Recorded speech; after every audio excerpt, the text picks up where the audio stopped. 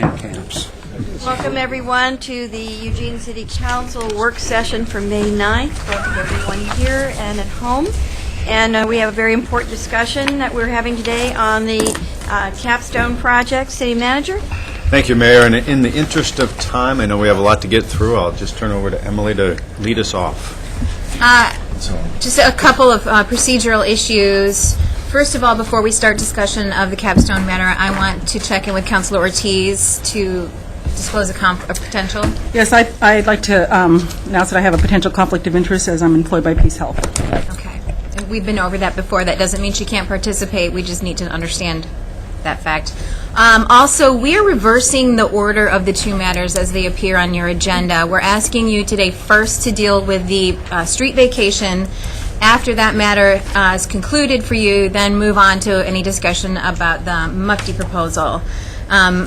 That's at the lawyer's request because, as you know, the alley vacation is being processed as a quasi-judicial land use decision, which involves a lot of state-driven procedures.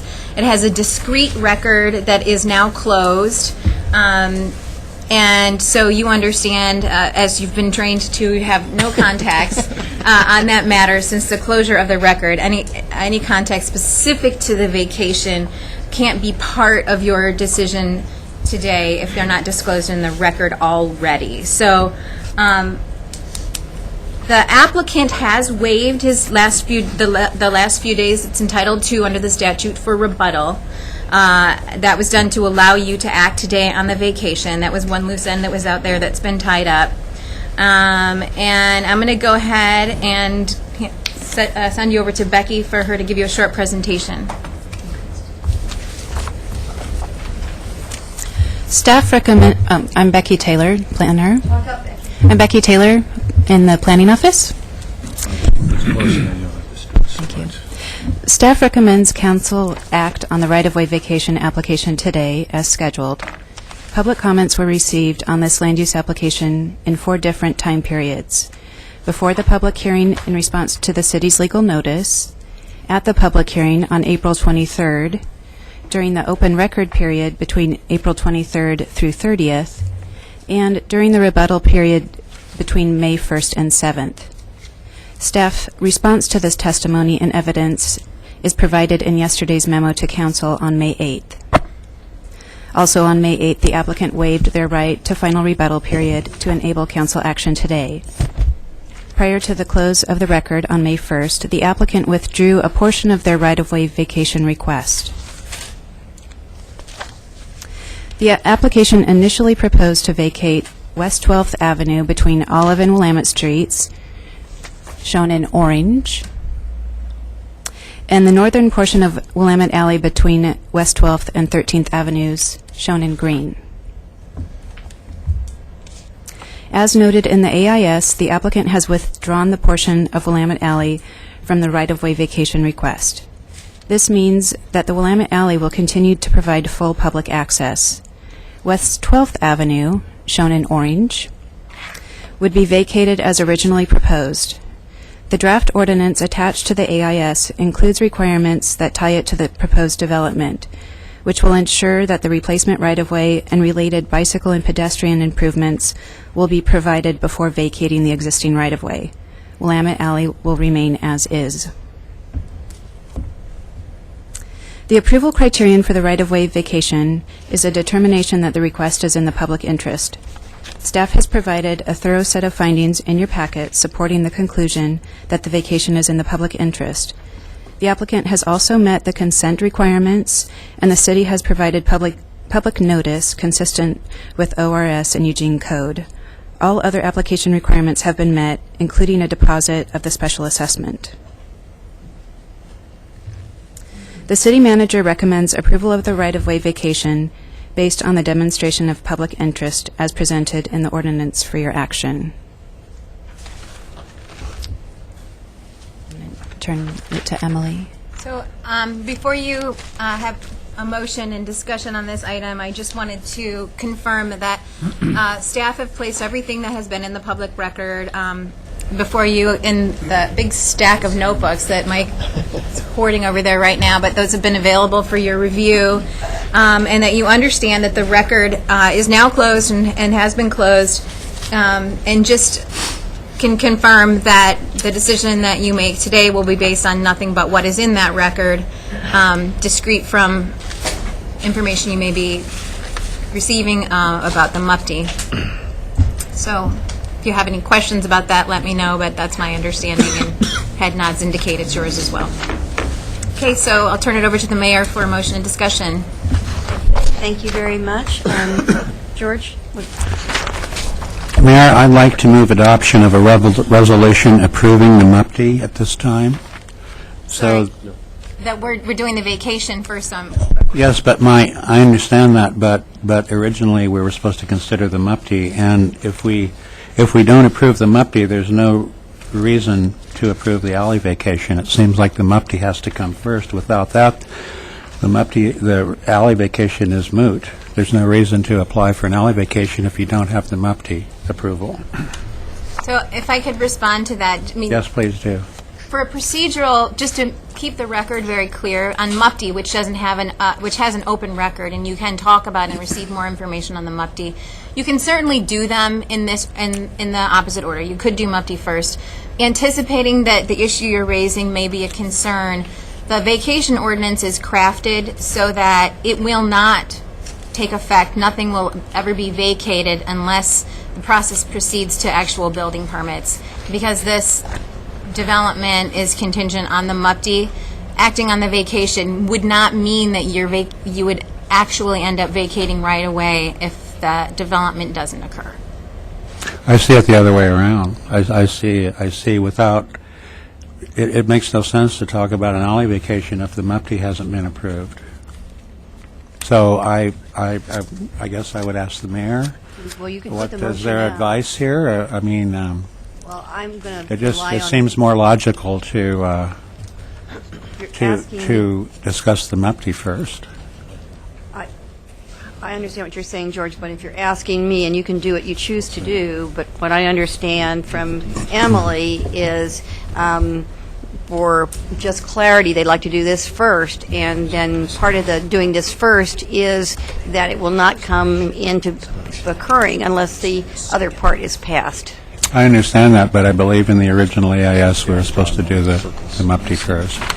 So you And can I'd like certainly to put- stick with that Is there protocol. any legal reason why he can't put that motion out there first? No, it's fine. Okay. We just need to be, if in fact you have that discussion, if it proceeds to the point where you have that motion, you're entertaining it, I want to make sure we're real careful about the discussion you have on the MUPTI.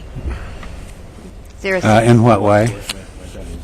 What I'm way? sorry, that you're real careful about the discussion you would then have on the vacation, that you're not talking about information that you only got through the MUPTI process.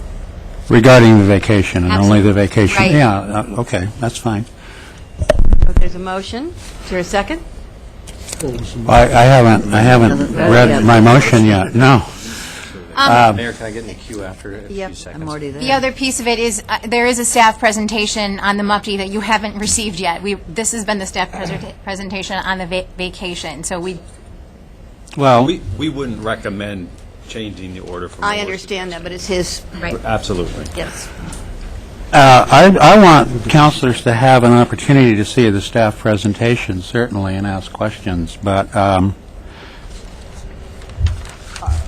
I would like to go ahead and make my motion, and we could table it briefly, have the staff presentation, and then go back to the motion. Is that a possibility?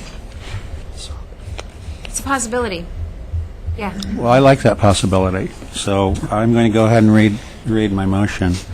I want to move to adoption of a resolution approving the MUPTI, so there's plenty of time for us to introduce and vote on amendments to the resolution. I'm going to be supporting a revised resolution, which I'm going to pass out right now. And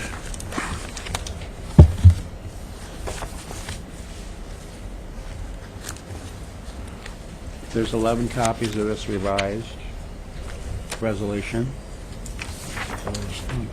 Take up the whole section here. Yes. Going to read your resolution? Yes. I move to adopt the revised resolution as presented in the document in front of councilors, which approves a MUPTI for property located in the vicinity of Olive Street and 13th Avenue. Is there a second? Second. Moved and seconded. And I'd like to speak to that. There's 4 areas in the revised resolution that are different from the resolution put in the AIS. First of all, Lot 900 is removed. All reference to Lot 900 is removed. This lot was never in Capstone's MUPTI application, and staff states, quote, "There has been no agreement reached regarding tax Lot 900 and no current plan to acquire the property," unquote. That's on AIS page 14. Secondly, under finding K on page 3 of the resolution, council affirms that we've considered the impacts that may occur on existing neighborhoods from the largely increased density that will result from approving the MUPTI. That's required by our Metro Plan. That's the reason for that change. Third, under the approval condition number 7 on pages 5 and 6 of the resolution, the added language provides the community assurances that subsequent approval steps for the process will do the necessary evaluations to ensure the development and its impacts comply with our Metro Plan policies. Fourth, the duration of the MUPTI is changed to 7 years, which, according to the data and analysis provided by Capstone and staff, is adequate to provide Capstone and Kane Anderson 10 years of average annual returns of 8.9%. That's well within the criteria to attract investment. Thus, it provides a level of return that makes the project viable according to Capstone's stated requirements. And I'll need another round. And I'm going to pass out a evaluation of the MUPTI. Madam Mayor, I was already in the queue. I would like to amend the motion as follows. Section 1.6 of the resolution is amended to add the following subsection. The MOU shall require compliance with the standards for construction noise and air quality, tenant noise, parking and apartment management, as described in the May 8, 2012 letter from the Olive Plaza manager and resident representative, except that the word should is replaced with the word shall for all standards, and I'll pass out copies of this. I second that. As an amendment? Yes. I second it. Moved and seconded. Any further study, any further discussion you want to have on that? Oh, this is to protect the people, specifically in Olive Plaza, but also other neighbors, from the effects of the construction. Okay. And you all have the letter, I assume. Okay,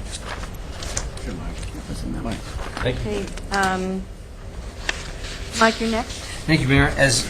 With all respect to my friend George and to Betty, I would like to make a substitute motion because what I want to do is make sure that we're doing this process in a fashion that the staff recommends as not to get ourselves into any legal challenges. I'd like it to substitute with the original alley vacation motion so that we can get that out of the way.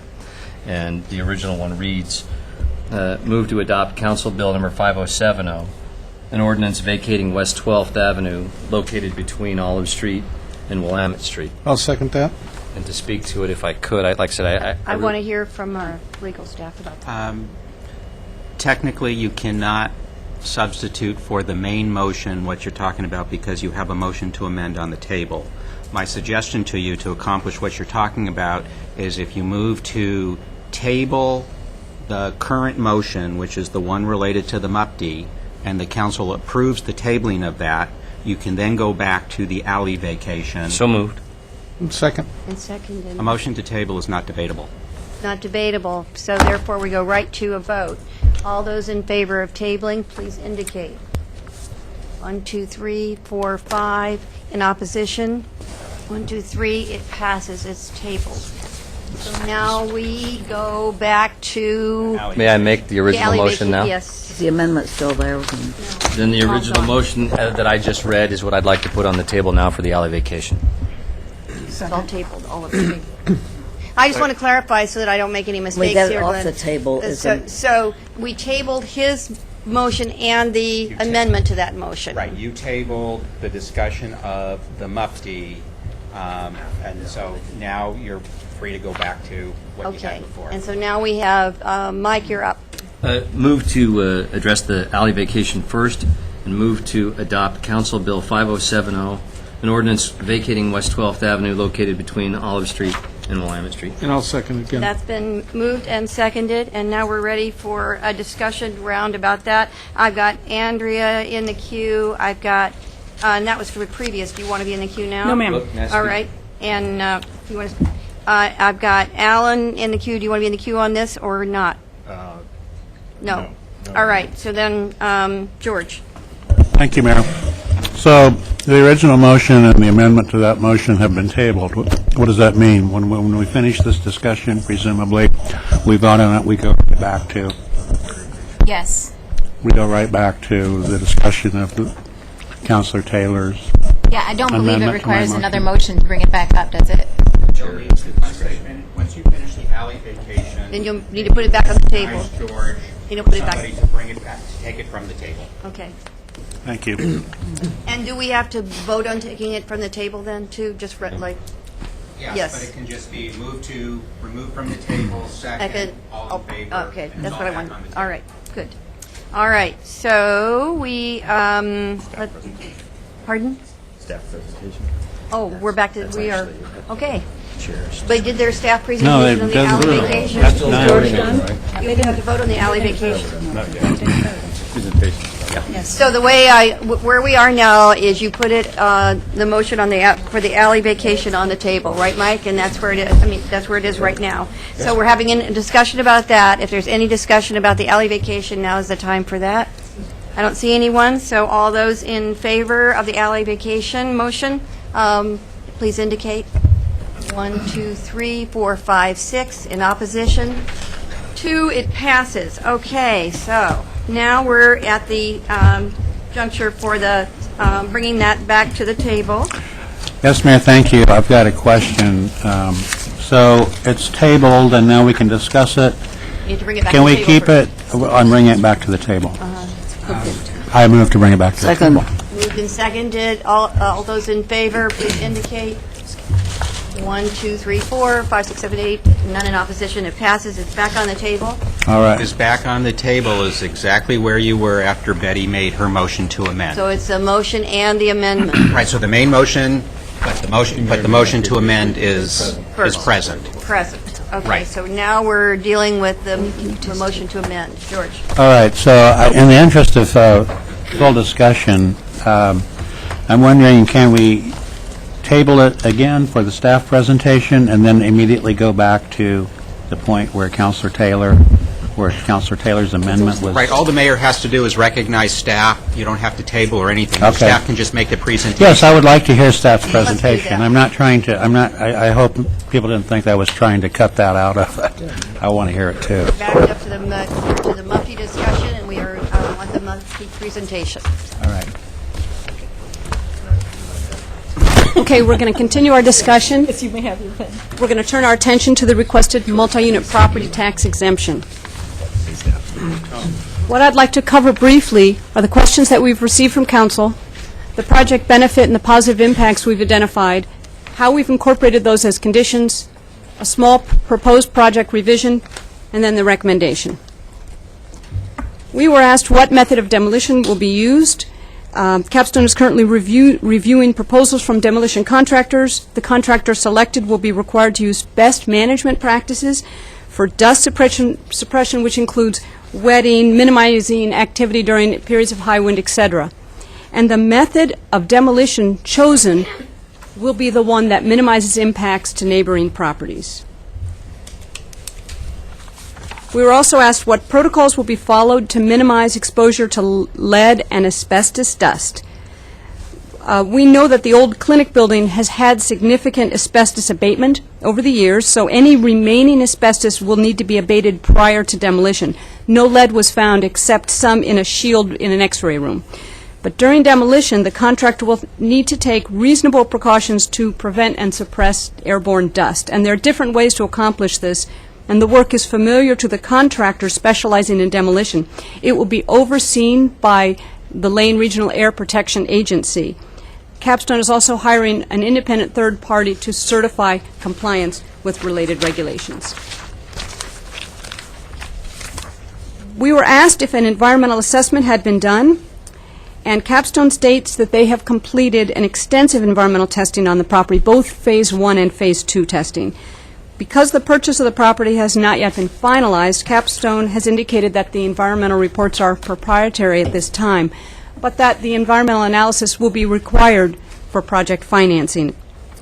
The remediation and mitigation measures are anticipated and are included in the overall scope of the project, and the environmental remediation is regulated by the Oregon Department of Environmental Quality. Denny, would you cover the next two slides? Okay, starting out with the first question, which is what is the impacts of the reduced period of exemption and feasibility of looking at that as an option? And there are a few important considerations when looking at the investor's return over the 10-year exemption period. The MUFTI exemption, most importantly, in year one, allows the project to attract the equity, we've talked about that in the past, and secure the financing that's needed for the project. And in lagging emerging markets like Eugene, the MUFTI exemption also creates an opportunity for basically the project to grow its lease rates over time and to grow its value over time, so that at the end of the exemption, the gap between year one and year 10 is narrowed to a point that the project is self-sufficient, let's say in year 11. When you look at Capstone's projected return, it averages about 10.7 with the MUFTI exemption, 10.7% with the MUFTI exemption over the 10-year period. So in years 8, 9, and 10, for example, if you were looking at a 7-year exemption, with the MUFTI, the project's return basically peaks out at 12% in years 8, 9, and 10. If the MUFTI is removed, let's say in year 8, as an example, a couple of things happen. One, the property payments, tax payments reduce the cash flow. So that results really in an adjustment of their return down. And in this case, the return in year 8 without the tax exemption hits about 7% for that year. Also, the reduced net operating income impacts the project's value. So the reduction of that cash flow, of that net operating income associated with the payment of those taxes, reduces the project's value by $14 million. So less net operating income, the project basically has less value. So you have to factor in that significant reduction in the project's value when you reduce the owner's income. You said $14 million? $14 million, yes. So basically that means 3 years. For that year, just looking at year 8, for example, the project would be worth $14 million less than it would be with the tax exemption. So basically the property value remains flat with that $14 million reduction over the exemption period. So that's something the investor would have to consider, obviously. So stated differently, if you were looking at a 7-year MUFTI exemption, the projections indicate an average return of 8.9% during that period if you assume a 7-year exemption period rather than a 10-year exemption period, which is basically right at Capstone's minimum first-year required return, as they've indicated. The combination of the lower return that's achieved in years 8, 9, and 10 in that example and the lower value really raises some feasibility issues for the development. So the real question the investor would have to ask is an average return over 10 years right at our minimum first-year target return at 9%, is that really enough to absorb the risk associated with project cost issues, vacancy issues, lease rate issues that they're projecting? They're going to have to hit all of those targets to hit basically their minimum return. So there is that risk for the developer. The second question was related to Portland's MUFTI. They have some provisions in their program that there's a question about could we implement similar conditions in ours. Portland's program started years ago, just like Eugene's, with the goal of creating density in core areas. Their program's been revised over the years in response to shifting policy considerations and shifting market conditions as well. For example, Portland was seeing market rate housing in the thousands of units being constructed in core areas, and those also reflected some really raising of lease rates in those core areas as well. So they shifted the program to meet their affordability goals. So their current program requires 20% of the units to be affordable, and that's in their transit-oriented development areas, the MUPTI programs that are in those areas. In the downtown core area, currently 100% of the units have to be affordable in order for it to qualify for the tax exemption. And that really reflects the strength of the downtown market. It's really high lease rates, low vacancies, high values. So they adjusted basically to the market, and that they only provided the incentive for projects that were 100% affordable in the downtown core. Today now, the economy is slow. They're seeing virtually stagnant construction even in the downtown core area. So now they're looking at going back to a different standard, and that is basically requiring the 20% affordability in the downtown core area. So again, they're adjusting to the market and to the local conditions. They also have a 10% cap that's tied to affordability for the investor's return. So if a project exceeds a 10% return, the developer basically has an option to do two things. One, they can extend the affordability period from 10 years to 5 years, or 10 years to 15 years, 5 additional years. The other thing that the developer could do to meet that is to make a payment in lieu of that tax exemption that basically brings their return back to 10%. So they have the option to do either one of those things.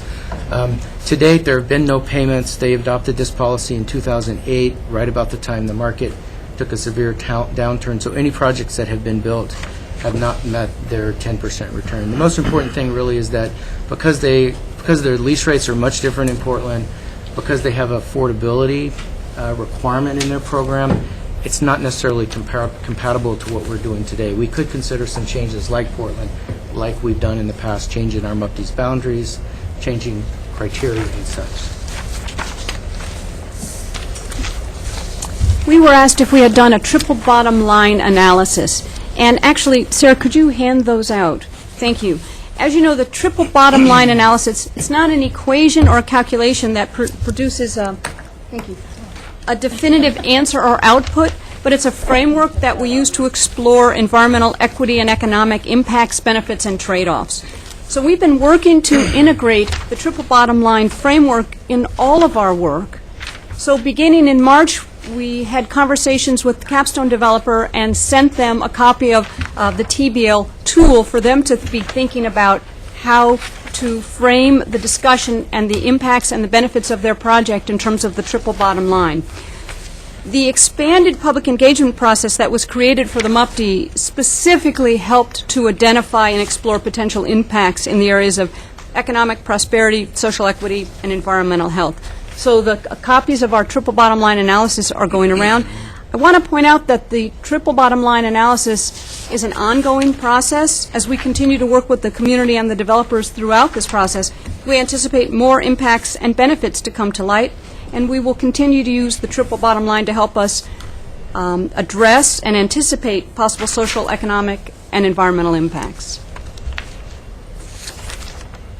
I'm going to turn back to the conversation about project benefits and the positive impacts that might result from this project. We heard concerns about management, support for the bike ped path, support for active modes of transportation, including transit, the sensitivity of the neighborhood context, and issues related to design and construction. So for each of these, we've tried to find a way to make the outcome more positive and to figure out a way to make that commitment more solid. So we've tried to locate conditions related to the project benefits in appropriate places, specifically in these three areas: the MUPTI resolution, a memorandum of understanding between the city and Capstone, and a commitment to a mechanism for continued on-site management. So I'd like to talk about each of these, starting with the MUPTI resolution. As you know, we added conditions into the MUPTI resolution, including on-site management and creation of a bike ped path. In addition, we added in the commitment to Earth Advantage Silver certification for green building and a requirement for accessible units, as well as a requirement to sign a memorandum of understanding to clarify our expectations and Capstone's commitment. And Capstone agrees to submit a written report semi-annually for the first 2 years detailing how they have complied with each of the items in the MOU. This is not going forward. Let me try this one. Good. The Memorandum of Understanding includes the requirement related to neighborhood context. So Capstone will coordinate with the police, minimize the impact on the existing downtown neighborhood, work with Look Me in the Eye to identify opportunities to employ their clients, and provide access to unused parking if it's not fully utilized for Olive Plaza or public use.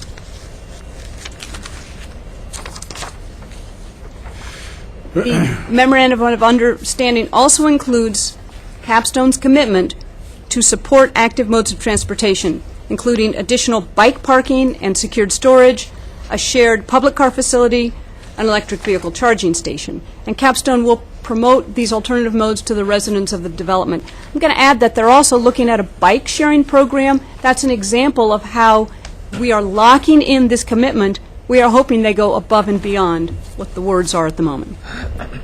They've also made a commitment to construct a new bus stop on Willamette Street south of the 12th Avenue bike ped path, which will include a shelter and be integrated with the project. And they will coordinate with the City of Eugene's bicycle pedestrian master plan study regarding the path between this project and the University of Oregon. In terms of design and construction, Capstone will use local qualified contractor suppliers and workers as much as possible, improve the existing sidewalks, and work closely with the city arborist to preserve as many trees as possible and to minimize damage. Council asked staff to look into a mechanism to require continued on-site management for projects meeting a critical size threshold. We've begun this process, we've begun the research, and we will bring back options to you by the end of the year. Essentially, we're looking into what the best practices are for maintaining management of larger projects such as these. And give you an example, 3 different jurisdictions. One state has a requirement built into a state ordinance. One city has a requirement for 30 or more units. Another city has a requirement that the developer and the management coordinate with their police. So we're looking to see the strongest, most effective, most efficient, and we'll bring that back to you. Capstone has proposed a small change in their project, as you know, involving one tax lot 900. At the last work session, I stated that this tax lot was a part of the project. The owner of the lot and Capstone have been working towards a purchase and sale agreement, but at this time it doesn't appear that the project will be a part of the project, that this parcel will be a part of the project. The change is minor but has a number of implications. First of all, it affects the unit count. The unit count gets somewhat smaller than what we talked about at the last session. The structured parking still maintains the ratio of 0.8 cars to 1 bed. Phase 2 would stay the same. Because this is literally a work in progress, the resolution allows between 350 and 375 units. The revised project also has implications for the MUPTI financial pro forma analysis. We analyzed 3 different scenarios: the original proposal, a phased proposal without tax lot 900, and a phased proposal with tax lot 900, and that's included as attachment B in your AIS. At this point, there's been no progress on that purchase, so the most likely scenario appears to be the phased project that does not include tax lot 900. However, in any of these 3 scenarios, the conclusion is that the tax exemption is needed to generate a return on investment sufficient to attract the required equity. Here are the decision points. You've taken action on the right-of-way vacation, and the MUPTI decision is before you today. There is additional staff review underway, and the project will continue to be reviewed as it works its way through the building permit process. The project will continue to be refined, and future project review will implement or be guided by the project benefits that we've talked about. The MUPTI approval criteria is the demonstration of need and the public benefit criteria adopted by council and provided by the project. The city manager's recommendation is to approve the MUPD based on the demonstration of need and the MUPD public benefit criteria. Thank you. Remind you that Betty's amendment is what's currently on the table. I just had one question, well, maybe two questions. One is, was there any discussion with Capstone about additional air conditioners for the people who live at Olive Plaza on the upper floor levels? We've had some discussion. Actually, Capstone has had the discussion, and staff has participated as well in a number of the meetings. I believe that the discussions are still ongoing, and we're working towards resolution. That was included, but I don't believe that there's been a decision made on that point. Remains an important thing to me. The other one is, I've heard people have some concerns about a Bermuda zone emerging around the Capstone site, and I don't know if there are currently limitations in the zoning there, or whatever, for what could happen. Then the question I'm asking about what kind of businesses can be around that area, directly around that area. Yes, and in fact, some of the discussion around that thought will appear in the triple bottom line analysis that we did, because there look to be positive impacts, and then we've heard other concern about other impacts. So the zoning in the surrounding area is also commercial, so commercial uses are permitted.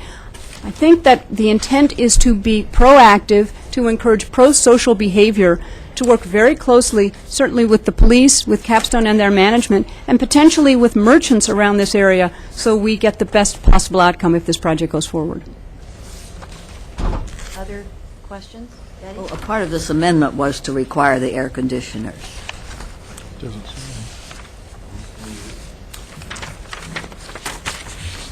Yes. The one you made? That's correct, yes. The one I made, yes. Everything in this letter, starting with construction noise. Rest of it. Right. Other questions or comments about Betty's amendment? If not, I will take it, yes. Alan? So, Betty, can you walk us through this amendment? And Want me to read it all? this is the one you're talking about, right? No, this one. The standards on this letter. So I don't have I don't either. You didn't get the letter? There's The motion? a copy of this. That was just handed out a couple minutes There ago. were 11 copies provided. Everyone should have got one. This one? that. Andrew and I didn't get. Yes. No, the letter's attached to it. This one? Yes. Yeah, the letter's attached. You want me to read the letter? I might have, no, I read it. Read the amendment if you want. I read it once before. You want me to read it again? What do you want, Alan? Just the amendment or the whole letter? The amendment applies to the letter. Tell me, just, you don't have to read the letter, just tell me what you're trying to do Go here. like here, start here. Construction noise. If you'll start with the construction noise on the letter from Olive Plaza. There. And maybe I should read it. Go ahead. Air quality, okay, construction noise. There.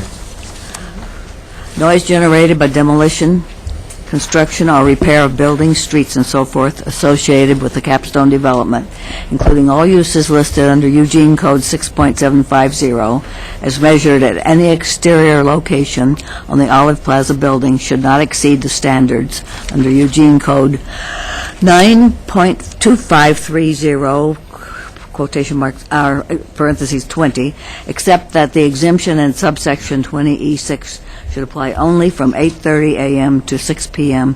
on weekdays, Monday through Friday, from 10 to 5 on Saturdays. No construction at all should occur on Sundays and state and federal holidays. Next section, construction air quality. Particulate matter as measured at any exterior location on the Olive Plaza building should not exceed, and we're changing all these shoulds to shall as a part of the motion, shall not exceed the World Health Organization air quality guidelines for particulate matter. Equipment and installation for up to 20 air conditioners, air filters, humidifiers shall be provided for Olive Plaza units in which the residents have diagnosed respiratory illness or clinical deficiency. Next section, tenant noise. Subsequent to receiving a certificate of occupancy, all noise generated by uses and activities not just from sound-producing, amplifying, or reproducing equipment, on the capstone development shall be covered by Eugene Code 4.083A. Parking, at least 35 parking spaces shall be made available for lease by Olive Plaza tenants or management at rates no greater than 1.25 times the average rate for tenants at the capstone development. Apartment management, prior to issuance of a final occupancy permit for the capstone development, the owner shall be required to receive approval by City Council for a management plan that addresses facility features such as video monitoring and access security, personnel, including positions, responsibilities, and minimum qualifications, lease terms, and a manual describing management practices. This plan shall be binding on Capstone and any future owner until a revised or new plan is approved by City Council. The end. So, a couple of Olive Plaza questions. president. So, we've got several sections here, Betty. They all, most of them seem to require that the construction on the Capstone project comply with existing rules and regulations and ordinances. Some do. Well, so let's go one by one. Construction noise. So, does this change what any construction project, say LCC, had to comply with? Is it the hour? Changes the times. So I From think, 8:30 to 6 right, instead and of I think now 7. it's 7 to 7. 7 to 7 is the 7? current. Right. So that would change that. And the Saturday time and current is 7 to 7? I think it is. I'm not 100% sure. Again, we received this letter at the end of the day yesterday, so. No, So then on construction air quality, this seems like what's being proposed here is a completely different new air quality regulation based on the World Health Organization. Is this consistent with what currently is done with LRAPA and the particulate matter enforcement? What's the difference between this and what we currently do? I'll ask staff that. I can't really tell you that. I opened the attachment, it was about 288 pages yesterday that had the World Health Organization's thing, right? So I I didn't would read need it to, either. I would need to be able to have LRAPA have time to evaluate what the current standards are around air protection and what World don't Health know. Organizations are to let us know what that difference is. Yeah, I saw the large attachment that was gigantic. So that we don't know what the impact of adopting a new rule at this time would be. Protection. But this is adopting basically a new air quality regulation. The third one, tenant noise. So is this different than what the code already requires? I don't either. Says should be covered by code, Eugene Code 4.083A. So same as LCC's construction was required to comply with, this would say that you just need to comply with the code. Which is already, everybody has to do that. Alan, what I'm not sure of, I'd need to check the code is, it could be that the code only applies to sound-producing, amplifying, and reproducing equipment, and the way this is written, it would apply to all noise generated. So if you had 300 students get together for a rally in the center of the facility and they start making lots and lots of noise and it gets up to a certain level, I don't know, my guess is the current code wouldn't cover that. This would then cover it, because I think the current code only covers noise generated by the sound-producing, amplifying, or reproducing equipment. But I don't have the code with me, so I can't tell you for sure. So we don't really know the impact of this change either. And then finally, the parking, I guess there's two more. Parking, so Olive Plaza when it was built didn't have parking. And they still don't. And this would require the city council to require To mandate.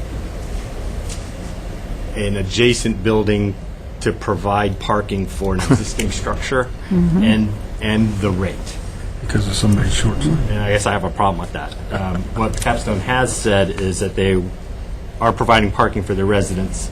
There's been a lot of discussion about that if there's available parking, if the students don't take it, then they will make it be available at market rates, which seems like a reasonable conclusion. And then the final one, apartment management.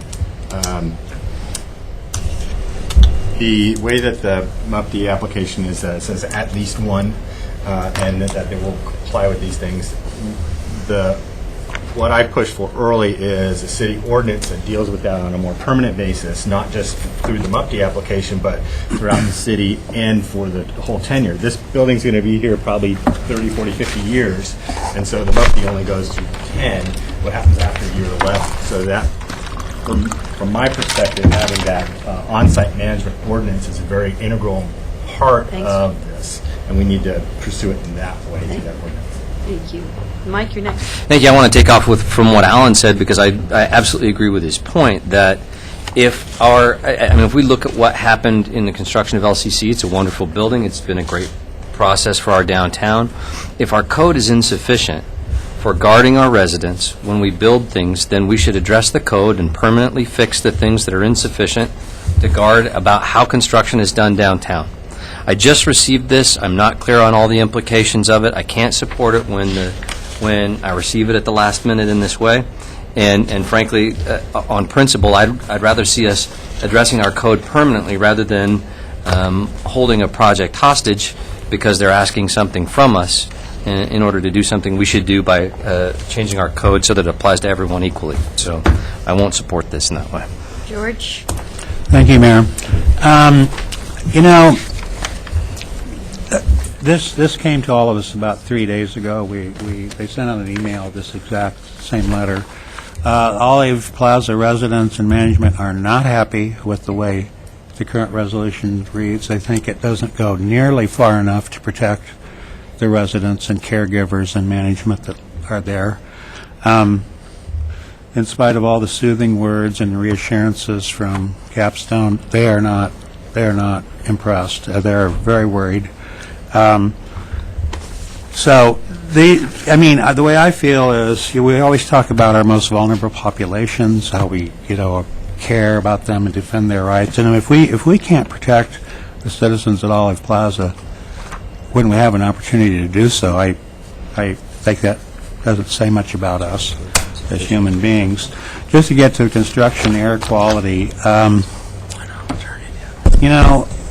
we do have regulations in place, but you've got to realize it's not just the residents of Olive Plaza, the Florence apartments that are at the other end of the block. There's scores of businesses surrounding the demolition and construction zone. There's thousands of people pass through LTD every day. 4,000 people go to the library every day. 1,500 people go to a grocery store in the vicinity every day. There's thousands of people biking and driving and walking all around. I remember, why is this important? I'll tell you why it's important. When the library was constructed and the pit was dug to support the underground parking, benzene was released into the air.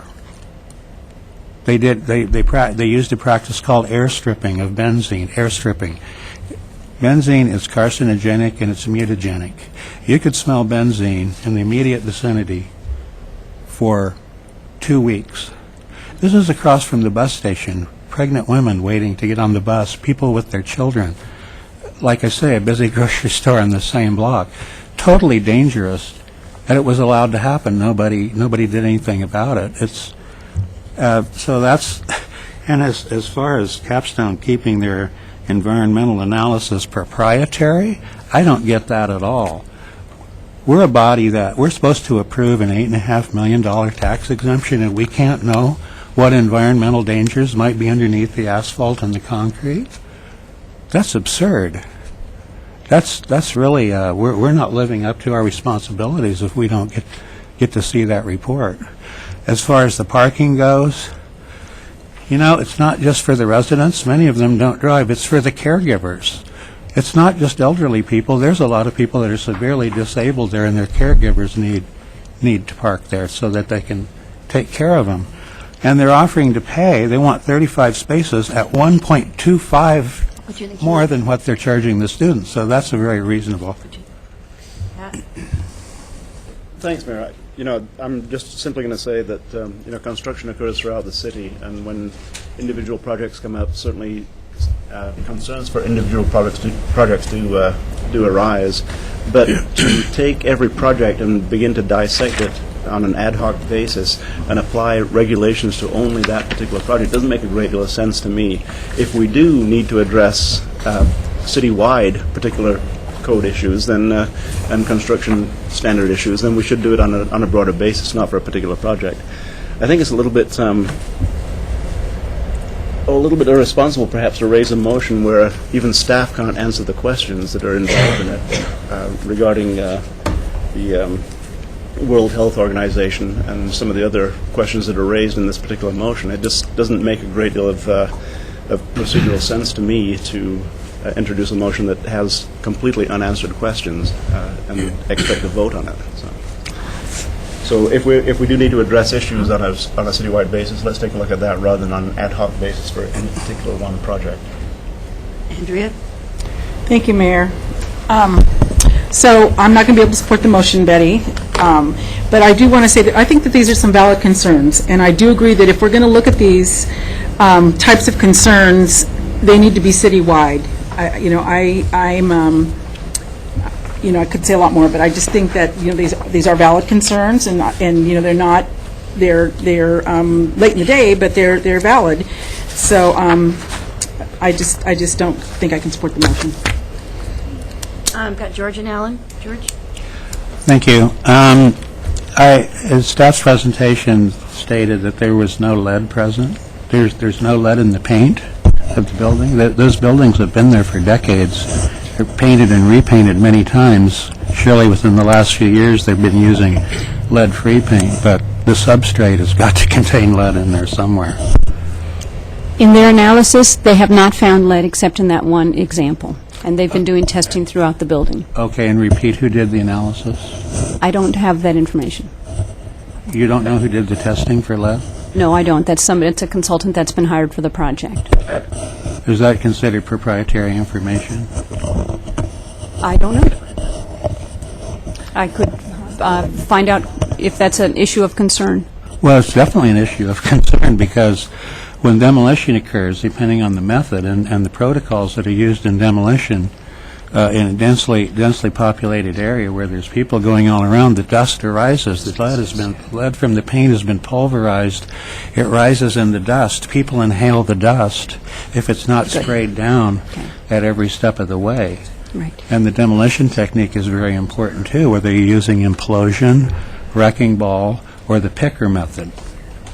The city of Baltimore is the only one that I know that has a very strict protocol for demolitions, especially in populated areas.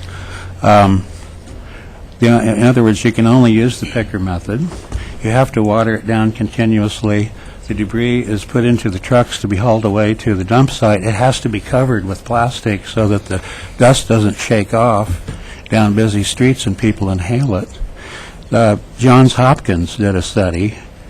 We're the city of Baltimore. If you don't take these precautions, the lead in the air is 70 times what the minimum standard of the EPA, and really there is no minimum standard for inhaling lead because it never leaves your body. It's always there.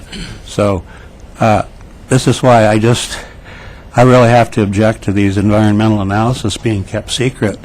I don't proprietary. I don't think that we need to have that information because it affects the health of anybody that goes anywhere within a 2-block radius when the building comes down and when it's being constructed. During construction, there's cement dust. There's, I'm just stunned that we can't get an environmental analysis on this project. I just find that unbelievable. So I'm going to move George Polling in right now because he hasn't had it, and then I've got Alan. Thank you. Betty. I can't support the amendment because I think what we're doing is we're moving the goalpost again and again and again. We have something that's set in place that we have to follow, that the applicants have to follow. We've been doing that, and to come in at the 11th hour and change that goalpost is just absolutely ludicrous. It's giving the appearance that we're, taking one project at a time and dissecting it, and that's, with different sets of rules, and that's not right. I object to, yes, we received the email or the letter from the Olive Plaza, but what I object to is getting these last-minute resolutions, or amendments, rather, without any prior notice. It reminds me of the council that we had, George, before you came on, that they consistently did that. At the very last, without giving any notice, would come up with amendments. And we've worked hard to get past that. So I can't support this amendment, and I call for the vote. I'm going to let Alan and Betty talk, and then we'll vote on this amendment. Did you call the I question? called, I called for the vote. I'll second that if that requires a second. Call the question, no further discussion on that? Right, and it Okay. requires 2/3 or 6 votes to actually close debate. All right. All those in favor, please indicate. 1, 2, 3. In opposition? 1, 2, 3, 4, 5. It does not pass. So now, Alan and then Betty. So I agree with what Andrew said, that the Olive Plaza people have brought up valid concerns. But I don't think this is the way to do this. I don't think bringing these things up at 11:59 without adequate information, without adequate analysis, with no staff analysis about these, not knowing the impacts of these changes, is an appropriate way for us to do business. I would have liked to have seen this before the meeting, so I could at least think about it, but you're forcing me to kind of think about it on the fly, which I object to. And so while I do recognize these concerns, I think we should deal with them on a broader basis. We don't just pick out one particular thing and say you, or one particular project and say you have to comply with rules that nobody else has to comply with. And that's what this kind of seems like. If we want to take these up in a broader context, I'd be more than willing to do that. If we want to take up the rules about MUPD in a broader context, we're going to do that. But having them apply at kind of the 11th hour seems inappropriate to me. It's kind of like changing the rules in the fourth quarter, right, about when they're about to score. As far as the demolition and the environmental, we don't require people to show us environmental reports or on any other kind of projects. But we do require them to comply with all the laws around demolition and all the laws around keeping health and safety of our citizens. And if we think that those are inadequate, we need to change those rules. And if this is and if we need to do a review of those to determine if that's so, let's do that. As far as this building's concerned, this was a hospital. It wasn't, a factory. It was where people were going to get better. So while it is an old building and deconstruction's different than ongoing operations, I think that needs to be kept in mind as well. So I won't be able to support the motion. I'm going to have Betty wrap up this part. We're going to vote on her amendment, and then we'll go back to the main to the motion as whatever you end up with, and we'll take it from there. Betty. Okay, people are saying this is on the spur of the moment. Actually, the whole project is on the spur of the moment, considering how big it is. It's a very big project, and as someone has said, it's going to be there if built for many, many years, and it's something we should take our time about. It's also going up in a densely populated area, and with, as George has pointed out, with very, very vulnerable population.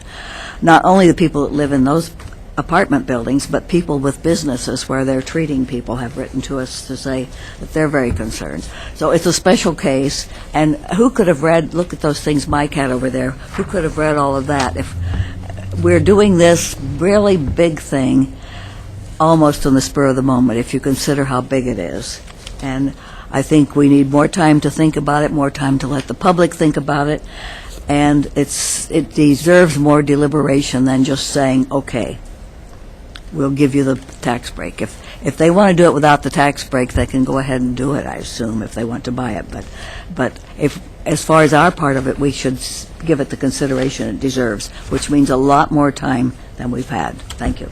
Let's vote on Betty's amendment. All those. I'd like a short round, please. Yes. So is her amendment is amendment of George's That's correct. proposal, and we still haven't got to George's Right. proposal. That's So this correct. is just the Correct. amendment. That's correct. And that's what we're going to do now. I'd just like one very short round, please, to respond. Is it pertinent to the amendment? It is pertinent to the amendment. All right, just very quickly, I'd like to respond to Councilor Polling's concern about the last minute. Yes, I would have liked to have everyone had this in the packet last Thursday, but I've talked to scores of concerned citizens, very knowledgeable people who want to like this project but can't bring themselves to fully support it. This is one of the things that addresses their concerns. And as far as delaying things and tacking on things at the last minute, the 88-acre redevelopment at Johns Hopkins University in Baltimore, the ones that came up with the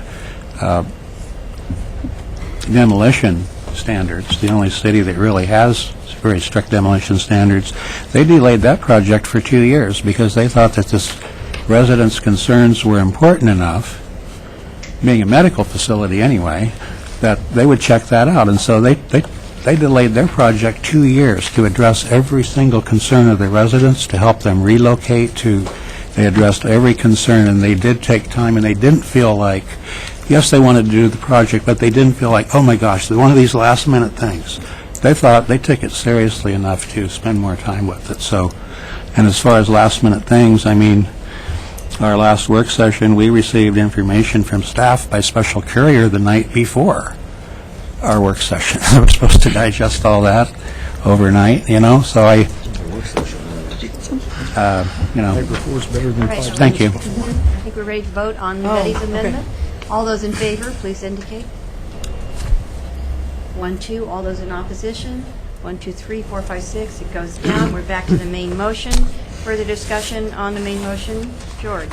Yes. Sorry, I had Andrea in the queue. Okay. And then you. Thank you, Mayor. I'm sorry, George. All right, go ahead. I will not be supporting George's amended motion. I feel like the staff has done a lot of work and with Capstone and did our due diligence like we normally do for other projects. So I will not be able to support the motion. I just want to speak to Betty's amendment. That's really what I got in the queue for. I would hope that ARAPA would be playing a part in this conversation. I think this is exactly their bailiwick, and I know that, I know the gentlemen that go out in the field and check on these things, I'm sure that they're going to be paying very close attention to it. And I just did have one other question about the demolition. I saw that some of this stuff was going to be recycled, so are they planning to work with Bring, I would hope? Because there's some nice old oak doors in that building, and there's a lot of glass, and there's a lot of metal, and there's a lot of stuff that can be reused. So I'm hoping that that's what they're planning to do, or actually even incorporate some of it into the design would be kind of cool, but, Some of the recycling would be covered as part of their Earth Advantage Silver certification. Okay, thank you. That's all, Mayor, thank you. Okay, and so now I have George and then Alan. Thank you, Mayor. I'll just go over the four changes now without Betty's amendment. The removing Lot 900, all mention of Lot 900, that's just housekeeping. It's not in the application. That's, if we leave it in the resolution, that could possibly conflict with statutory requirements for MUPTI approval. It could possibly jeopardize our ability, the decision that we make if the MUPTI is approved. So that needs to be removed. As far as, the finding that complies with the Metro Plan policy 813, it's just a clear articulation. I mean, I see this as strengthening the resolution, actually. This is not meant to throw any stumbling blocks in the way of the resolution. It will improve it. It will bring a lot more people in the city on board. There's a lot of people that want to like this MUPTI, but they can't bring themselves because they just don't feel that it's nailed down enough, and so it's just an articulation of what we will have done if and when we approve the MUPTI for this big housing development, that the density and, is considered that impacts on the neighborhoods. It's not, I guess, why would we not be willing to add a statement like that to the MUPTI? That would be my question for councilors. Why would we not want to do that? Regarding the second one, adding the requirements to ensure consistency with other Metro Plan policies, our local rule and the state rule governing MUPTIs require consistency with Metro Plan policies. So, so far staff hasn't presented any evaluation of this large housing development and associated parking structures are consistent with the Metro Plan policies. So, it may be routine for staff to do this as part of the permitting process. I just think we ought to let the community know that this evaluation won't be neglected or given short shrift. And once again, why would we not be willing to add something like that to the resolution? I don't understand that. I don't know. I know 33 seconds isn't enough time to discuss the limiting the MUPTI to 7 years, so I'll need another round for that. Thank you. So I have Alan and then Chris and then Betty. Alan? Mayor? And yes. Two things. First, to answer some of George's questions, some of the language that's being added related to consistency with the Metro Plan, you can certainly do that. If you do that, you significantly increase the likelihood that this would be appealable as a land use decision. It would also make all the building permits that would be issued appealable to LUBA as discretionary land use decisions. The code already requires that people comply with the city code. There are times when the city code specifically incorporates the provisions of the Metro Plan. So those protections are in place. If you can add it here, but it would make things appealable to LUBA that currently would not be appealable to LUBA. The other thing I just wanted to let you know, since this has already been procedurally a complicated day, you have two ways to go. You can vote on this. If it passes, you're done. If you don't like the motion that's on the table, you can either vote it down and offer another one, or somebody could move to amend by substituting the original proposed resolution for this, and then that would be treated as an amendment.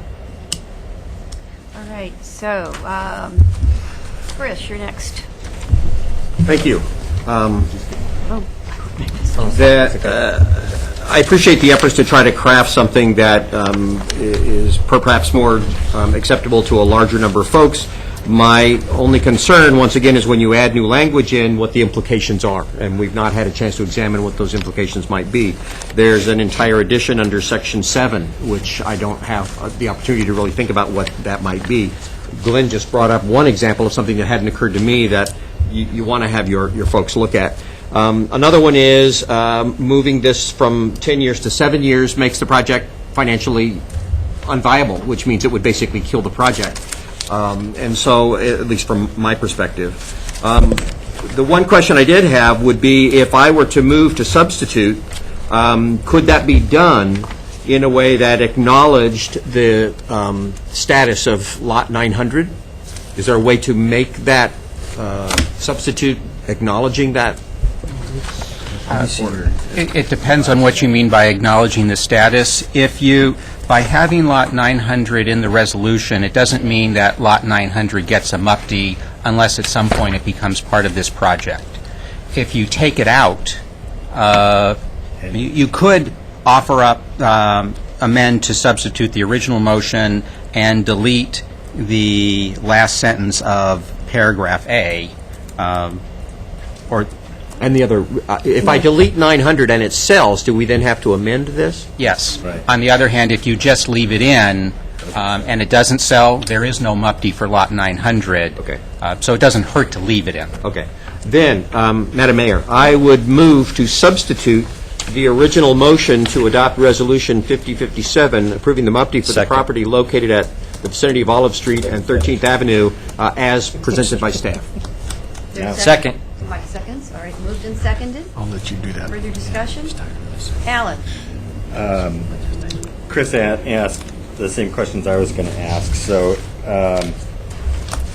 especially the changes to Section 7, which, if I get correctly what you said, Glenn, it would in essence make this MUPD and potentially all MUPD ones, because it would, I wouldn't think that we'd be inconsistent with the next MUPD. We would have these things be moving forward, that all MUPD decisions would then become land use decisions. It would, the changes, not just Section 7, but the other changes in the recitals would likely make this a land use decision. What the changes to the new Section 7, what those changes would do would also be to take a building permit that right now is not a decision that's appealable to LUBA, and it would turn it into something that's appealable to LUBA. Right now, building permits, if somebody disagrees with them, they can probably appeal to circuit court. They wouldn't go to LUBA. With these changes, it makes a non-discretionary decision on a building permit. It turns it into a discretionary decision. And so I think that does merit a lot more thought and discussion of whether or not we want MUPD to be a land use decision, and building permits of that type that don't necessarily become appealable to LUBA. That merits a lot more discussion, not at the 11th hour. As far as the consistency is concerned, all of our decisions that we make are supposed to be consistent. In this particular case, what's asking is that on this particular project that we look at the consistency with the metro area general plan, right? I'm not sure which part of this you're referring to. Section 7. Okay, what Section 7 talks about, it starts with, the new language starts with, approval of building permits shall require a determination that the proposals are consistent with policies and provisions of the Metro Plan. Right now, when somebody applies for a building permit, either the zoning code allows that development, it doesn't allow it, or it may be a conditional use, but if it's an outright permitted use, when you apply for a building permit, you don't look at the Metro Plan, you look to see whether the building and structural code requirements have been met. The analysis as to whether that use is consistent with the Metro Plan, that occurred at the time that you adopted the zoning for the property and adopted the zoning code. And currently, the zoning allows this project. Correct. Explicitly. Yes. So there's no problem with the existing zoning. We're not asking to change any zoning to allow this project to go forward. Correct. Okay. As far as the return on investment and changing the period from 10 years to 7 years, several people have said that we're guaranteeing a rate of return to Capstone, which is not correct. We're just saying that with this MUPD, there's a higher likelihood that they'll achieve these kind of rates of return. The rates of return that we saw in the project pro forma are just guesses based on assumptions. And I've done a lot of projects in my career, and things can go wrong at the last minute, and things can go better, but they can also go way worse. And so you don't necessarily end up getting what was on the piece of paper. Nobody's guaranteeing it. And in this particular project, after talking to a lot of people in the real estate area who do these kind of projects, there's the notion that reward follows risk, or risk follows reward. The more risky a project is, the more rate of return or reward that needs to have. These are very risky projects. I personally wouldn't risk my investment money in this, or my retirement portfolio on this. I'm eager it might be, but because it's kind of a risky thing to try to do. And therefore, when you have a risky project like this, with all these different parts that could go south on you, you need a higher rate of return, which is why these types of projects require this 9% for even banks to even look at them, to be able to finance them, or higher. It used to be 12% was the norm for real estate projects, but as well as looking at the long-term profitability. This isn't a 10-year building, it's a 40, 50-year building. So we're going to go on now to Betty. Okay, picking up on that first, if it's risky, why should we subsidize the risk, or why should we minimize it for the person who is taking it? It's not something that we have clearly need. I wonder what is wrong, and this is just a rhetorical question, what's wrong with making an appeal possible? It seems to me that's more democratic than if it were impossible. Then I have a question for Glenn, which I ask, could we, if we approve the Mufti, make it apply only to the original owner and ending after, if it is sold, ending at the time of sale? Yes, as a legal matter, you could add a condition of approval to the resolution that would limit the Mufti to Capstone. And Denny can address what that actually does to the viability of the project. But as a legal matter, yes, you can. Okay, I'd like to make a motion to that effect. Second? Aren't we, Did you make a motion? Yeah, it's an amendment. I move to amend the motion, to make it end after, Subject to if it's sold. So, just so we're clear, and you're allowed to move to amend an amendment, but what you would be moving to amend, Betty, would be staff's original resolution, not George's. We didn't vote on that one yet, did we? Yes, we did. We voted. We No, placed it. So right We're still on George's as So the only motion. the main motion is George's motion, and there is a motion to amend that Chris offered. And we haven't voted on that But you yet. haven't voted on the Okay, substitute. never mind. I'll wait, I'll save this. All right, George. Thank you, ma'am. Yeah, I want to just repeat Betty's question. If this is so risky, why is the city partnering for the tune of $8.5 million? Evidently, it's not risky for Kane Anderson, nor Capstone, nor their bank. They like the project. They start off at 8.6, and then if you take them up to your way for the last 3 years, they end up at 8.9. They're averaging about over 9 a year. That's presented as not being risky. That's their minimum requirement to attract investment. That's what we've been told. It seems to be common around the country. I've checked out other tax exemption programs from other cities. 9% seems to be the agreed upon. Return on investment. I won't question that. But then when we talk about getting rid of the Mufti for the last 3 years, now it's risky. No, it's too risky.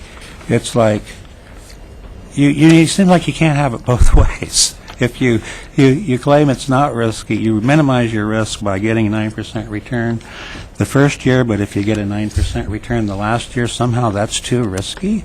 That logic doesn't work with me.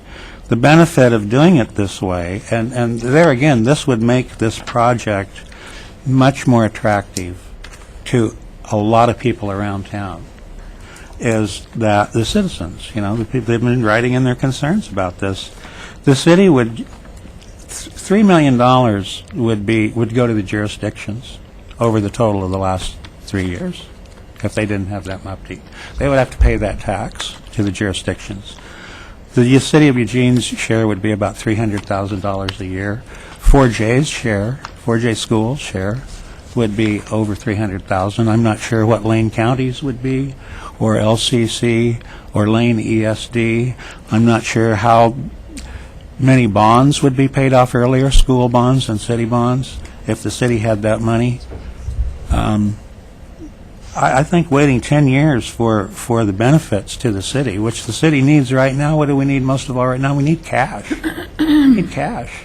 We've all been to the budget committee meetings, seeing all the services are going to be cut, and very painful, and yet some of them had to be cut. So we couldn't think of a better, less painful cuts to make. So this still will be a very good deal for Kane Anderson and Capstone, and I think that this is really a very financially responsible thing for council to do, is to take off the last 3 years of the Mufti.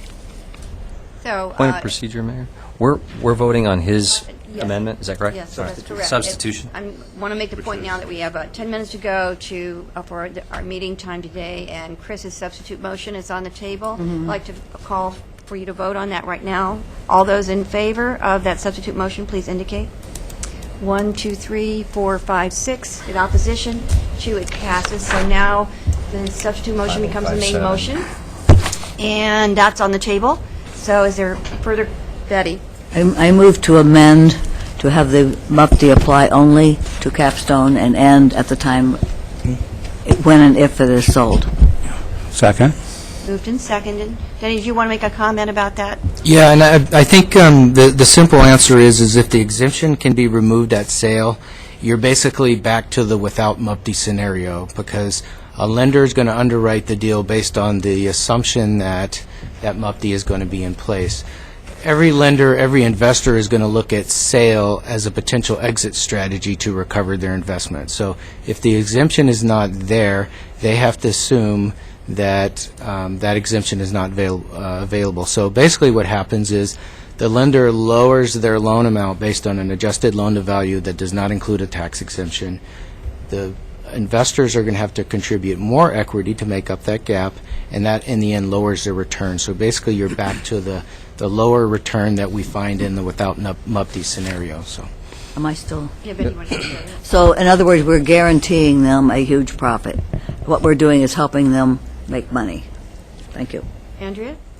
Thank you, Mayor. So I'm going to support the main motion as it sits. I will not support any amendments. I think this is a good thing. It's actually going to be a good day for Eugene. I think that piece of property has known that it's going to be vacant for 5 years since Peace Health has been planning to move to Riverbend and to downtown, down on the university area. Otherwise, all this conversation would be for naught if this MUPTE wasn't available to the investors, in my opinion. It's not a very good market for people to be doing investments, and so if this is the way we can incentivize the type of building that we want in our downtown core, then let's do it.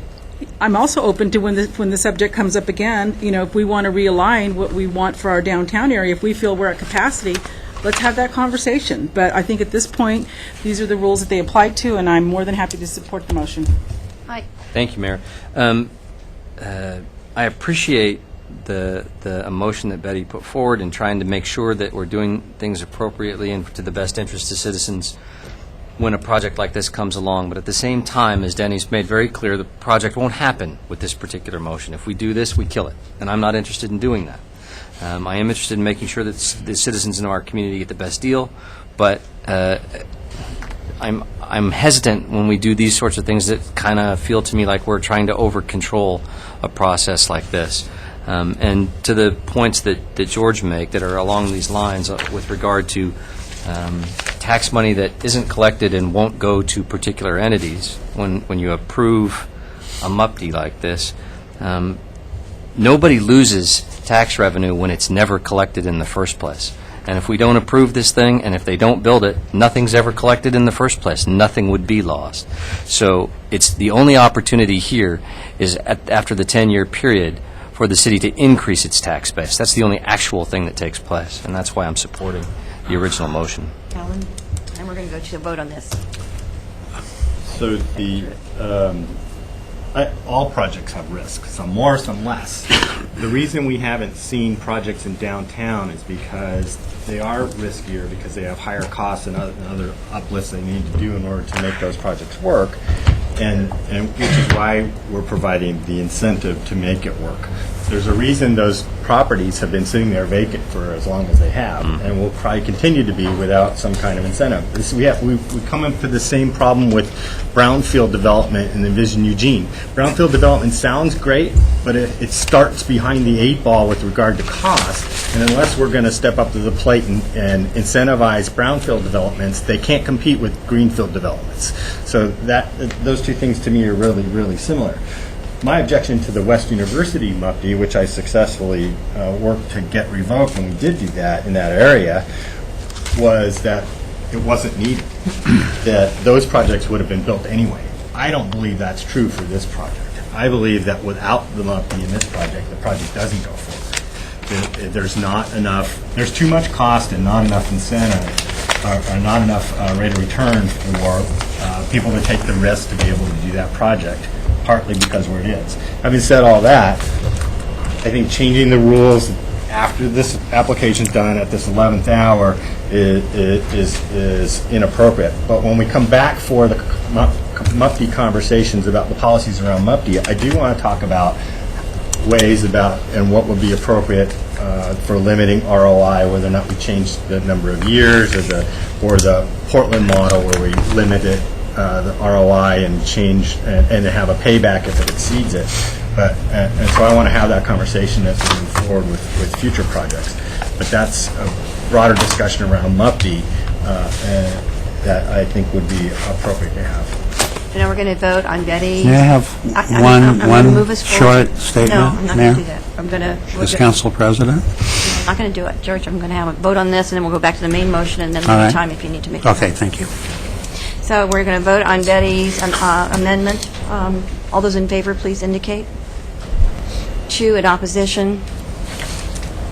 6 in opposition. It goes down. We're back to the main motion. I have George and then Betty. Thank you, Mayor.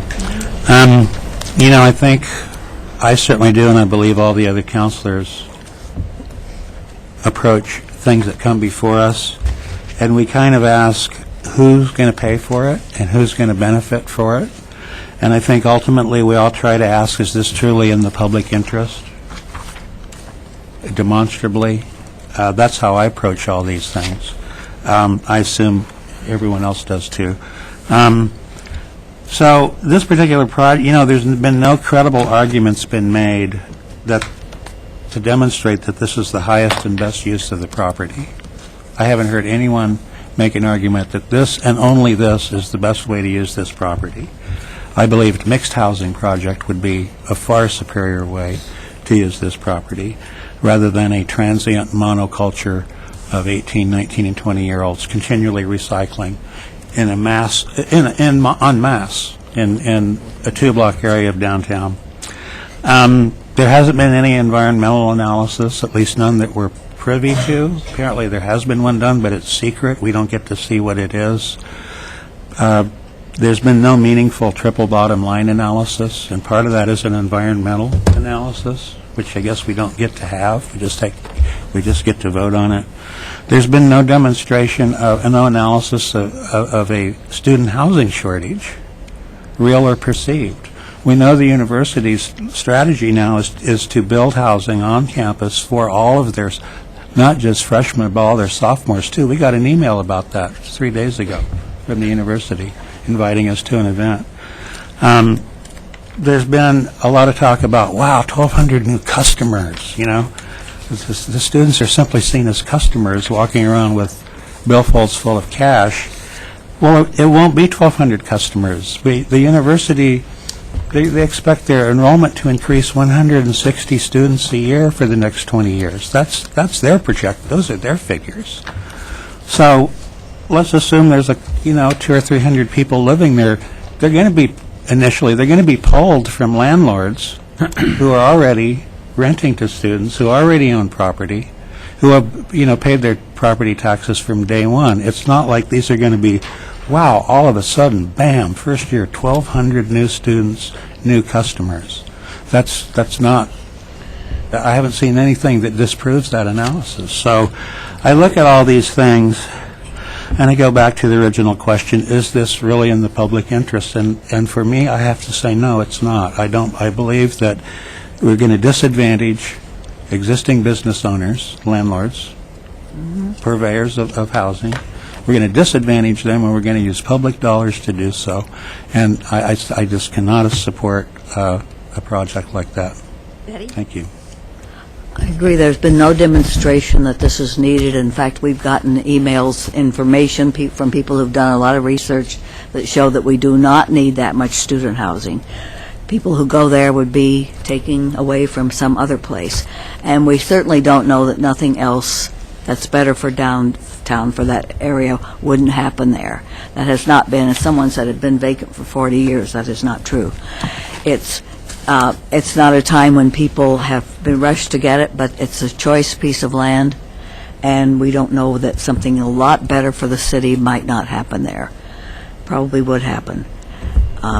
I think we're doing it way too fast, and we should be listening to the people who've taken time to think about it. We haven't thought about it enough, and not just the people who think they might gain financially or that someone else might gain financially. We've heard from some landlords who say they will lose because of this, and those are businesses too. because those people aren't, as George said, they aren't going to appear from nowhere, 1,200 new students. And I think we're making a big mistake. I think certainly we're making a big mistake by rushing this. And I move that we postpone action. Motion? It's a motion. I said I move, yeah. Is there a second? That we postpone action. I second it. Thank you, second. All those in favor, please indicate. 2 opposed. 6, it goes down. We're back to the main motion. All those in favor, please indicate. Oh, Pat, very quickly. Yeah, it is very quickly. Just a reminder to everybody that allegations made regarding secrecy of reports and regarding 18 to 20-year-old monoculture, just because they're said, don't make those allegations factual. They are entered into the record. Just because they're said, it's not factual. Okay, we're ready to vote on the main motion. All those in favor, please indicate. 1, 2, 3, 4, 5, 6. In opposition, 2. It passes. Thank you all very much, and I will expect that we'll maybe hear from you about work sessions on concerns regarding buildings and demolitions, environment, and things of that.